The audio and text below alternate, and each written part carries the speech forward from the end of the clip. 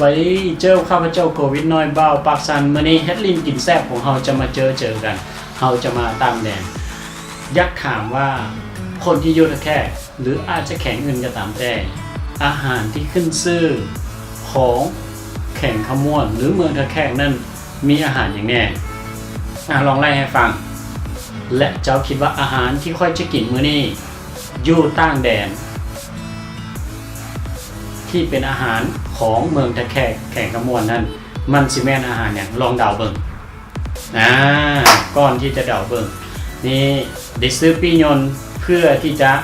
มากินสิ่งนั้นโดยเฉพาะเลยเนาะนี่มากินโดยเฉพาะอยู่ที่ต่างแดน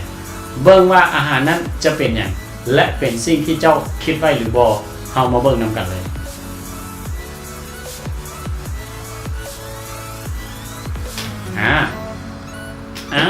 คิดว่ามันแม่นเนี่ยฮึบคิดว่าน่าจะคิดออกละนั่นโมเมนต์อย่างไรนั่นก็คือ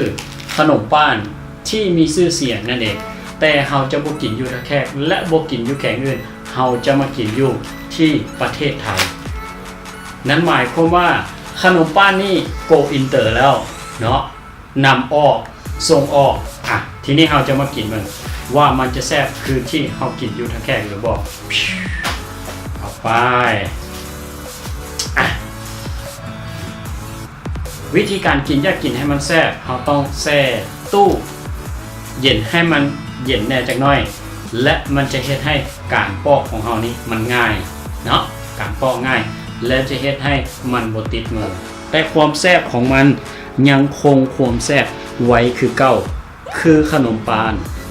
แข่งขมวนนั่นเองเดี๋ยวเราจะมากินกัน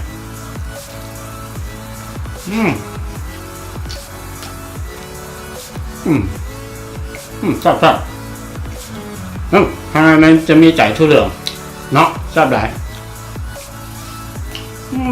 ของแซ่บกินที่ใส่กับแซ่บอะไรเนี่ยแท้ๆได้บ้างเนี่ยกินซีมมากินแท้เลยบ่ได้ใจเพื่อที่จะให้ได้รสชาติสองมือหยางด้วยบ่ต้องไปสนใจอย่างมันเนาะนี่กินเข้าไปนะ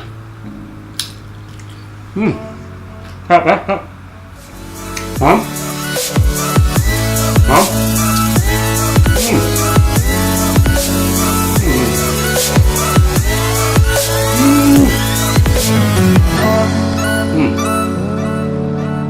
ให้ละ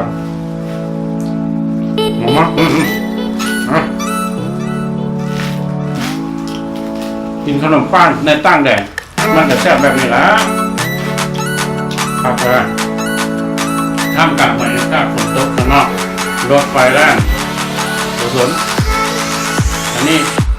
เข้ากินขนมป้านดีกว่า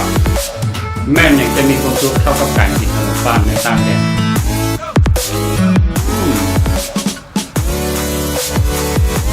ถ้าหากว่าอื่นเข้ามันถึงยังเข้า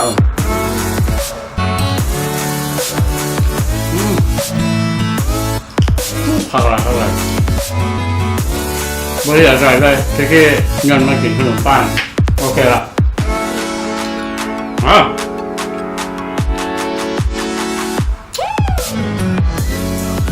ใครสนใจอยากกินขนมปังจะจ้อได้ตามเบอร์โทร0205566ที่โคโทรได้ตลอดเวลา